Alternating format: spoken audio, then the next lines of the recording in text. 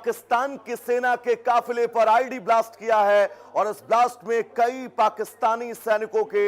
मारे जाने की खबर है। बलूचिस्तान में लगातार बीएलए पाकिस्तान की सेना को टारगेट करके निशाना बनाकर हमले कर रहा है और इस बीच ये बहुत बड़ा हमला तुर्बत शहर के शहीद फतह चौक पर आईडी ब्लास्ट हुआ है। धमाके में कई पाकिस्तानी सैनिकों के मारे जाने की खबर है। फिलहाल सुरक्षा बलों ने इस पूरे इलाके को घेर लिया है। हमले की जिम्मेदारी अभी तक किसी ने नहीं ली है, लेकिन बलूचिस्तान पाकिस्तान का वो प्रांत जो भौगोलिक क्षेत्रफल की दृष्टिकोण से तकरीबन 44% का हिस्सा शेयर करता है और 11 अगस्त वो तारीख आप याद करिए जब बलूचिस्तान के अंदर लाखों की तादाद में लोग एक मैदान में जमा हुए थे और उन्होंने आजाद बलूचिस्तान की घोषणा की थी, जिसके बाद पाकिस्तान की सेना ने बीएलए के तमाम ठिकानों बलूचिस्तान के रिहायशी इलाकों में अटैक किए थे, फाइटर जेट से बम गिराए थे और इन तमाम तस्वीरों के बीच ये बड़ा पलटवार। हालांकि अभी तक बीएलए की तरफ से इस धमाके की जिम्मेदारी नहीं ली गई है, लेकिन ये बहुत बड़ा अटैक तुर्बत शहर के शहीद फिदा चौक पर बड़ा आईडी हमला, कई पाकिस्तानी सैनिकों के मारे जाने की खबर है। हमले की जिम्मेदारी अभी तक किसी संगठन ने नहीं ली है, लेकिन तुर्बत शहर की अगर मैं आपसे बात करूं तो ये बलूचिस्तान का वो जिला है, वो शहर है जो शहर बलूचिस्तान लिबरेशन आर्मी के हेडक्वार्टर के रूप के तौर पर देखा जाता है और यहां पर पाकिस्तानी सेना के काफिले पर आईडी हमला यह अपने आप में बहुत महत्वपूर्ण है। हमारे साथ डीएस सोडी जी जुड़े हुए हैं, डिफेंस एक्सपर्ट हैं। सर बहुत स्वागत है आपका इंडिया न्यूज पर। यह बहुत महत्वपूर्ण है 11 अगस्त की तारीख सर, जब बलूचिस्तान की आजादी की घोषणा की गई और अब पाकिस्तान की सेना के काफिले पर यह हमला, यानी बीएलए ये संदेश देना चाह रहा है सर कि आप कुछ भी कर लें, बलूचिस्तान को वो आजाद मानते हैं, आजाद मानते रहेंगे। सोडी साहब देखिए, जहाँ तक इस अटैक का सवाल है तो पहले तो इसको मैं कंडेम करूंगा, क्योंकि आज पाकिस्तान का इंडिपेंडेंस डे मनाया जा रहा है पाकिस्तान के अंदर। साथ ही साथ देखिए ये भी सच है कि जो बलूचिस्तान है उसमें काफ़ी एट्रॉसिटीज होती हैं वहाँ के लोगों के ऊपर पाकिस्तान की आर्मी की तरफ से। तो लेकिन जहाँ तक इस अटैक का सवाल है और जहाँ तक कि जो आज की किलिंग्स हुई हैं जो आप रिपोर्ट कर रहे हैं, क्योंकि वहाँ का ये इंडिपेंडेंस डे मनाया जा रहा है, तो आज मैं इतना ही कहूँगा कि I will condemn this attack. ऐसा होना नहीं चाहिए था, पर जिस तरह की हालात बलूचिस्तान में हैं और जिस किस्म की एट्रॉसिटीज वहाँ पे पाकिस्तानी रेंजर्स करते हैं, तो ये अटैक उन्होंने इसलिए किया है और अपनी आज़ादी के लिए उन्होंने एक फिर से पाकिस्तान को बताया है कि वो एक आज़ाद मुल्क बलूचिस्तान जहाँ तक कंसर्न है वो आज़ाद है और वो अपनी आज़ादी के लिए, पाकिस्तान से आज़ादी के लिए आगे लड़ते रहेंगे।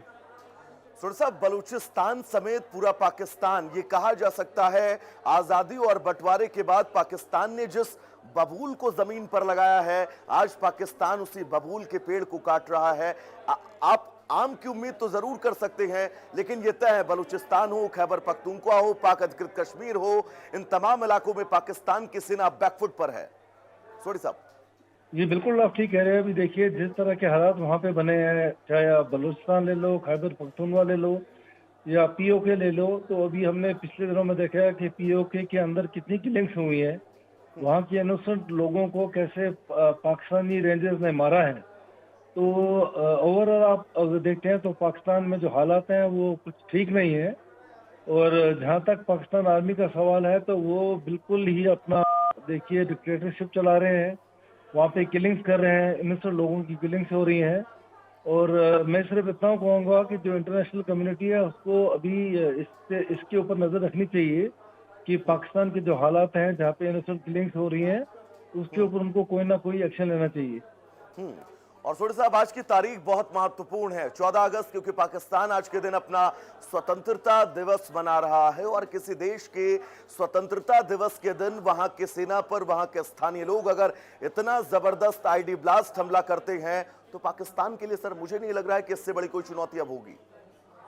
नहीं, बिल्कुल ठीक कह रहे हैं आप। देखिए मैंने यही पहले भी यही कहा है, क्योंकि आज वो अपना इंडिपेंडेंस डे मना रहे हैं। हालांकि मैं इस अटैक को कंडेम कर रहा हूँ, लेकिन जिस तरह से वहाँ पे हालात बने हुए हैं तो उससे हम यही कह सकते हैं कि पाकिस्तान को एक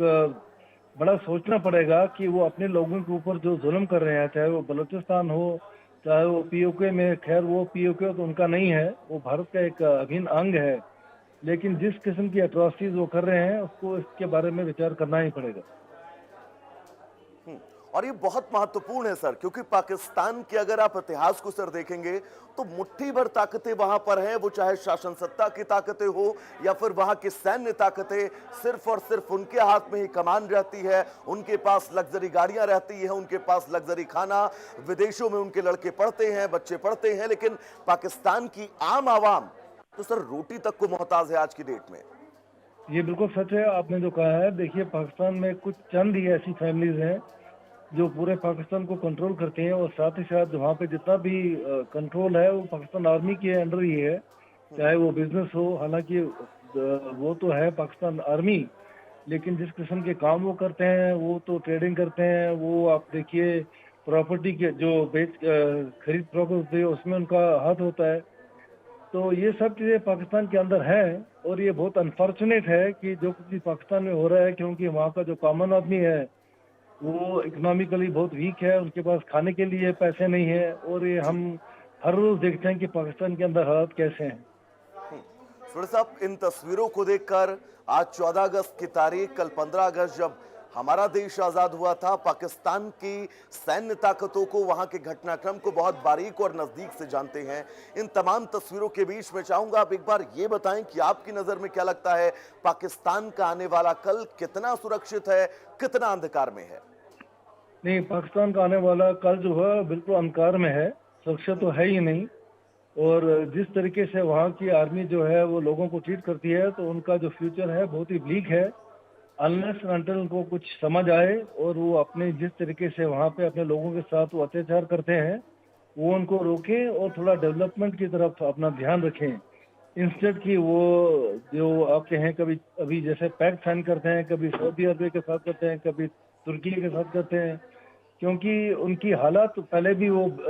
भीख का कटोरा लेके हर जगह जाते हैं। अब जब तक सुरक्षा का सवाल है तो लगता है उसमें भी वो अपना भीख का कटोरा लेके हर कंट्री में जा रहे हैं कि हमारे साथ पैक्ट साइन कीजिए कि कल अगर हमारे पर कोई अटैक होता है तो हमको आप बचाइए। हम्म,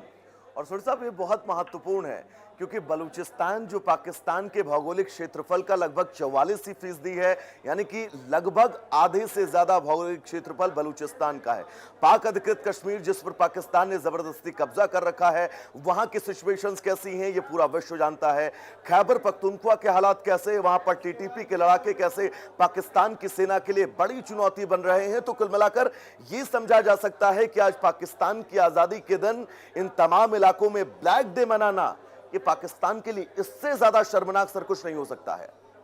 नहीं, बिल्कुल ठीक कहा आपने। पाकिस्तान के लिए बहुत ही अनफॉर्चुनेट मोमेंट है कि उनकी आज़ादी के दिन जो ये घटना हुई है, बहुत बड़ी घटना हुई है। और ये ऐसा नहीं है कि सिर्फ आज ही के दिन हुई है, वहाँ पे हम देखते आ रहे हैं कि किसी न किसी जगह पाकिस्तान के अंदर कुछ ना कुछ ऐसी हलचल होती है, क्योंकि बेसिकली जो कॉमन आदमी है पाकिस्तान के अंदर, चाहे वो बलूचिस्तान में हो और खैबर पख्तूनख्वा में हो और कहीं भी हो, वो खुश नहीं है, क्योंकि जिस तरीके से उनको एडमिनिस्ट्रेशन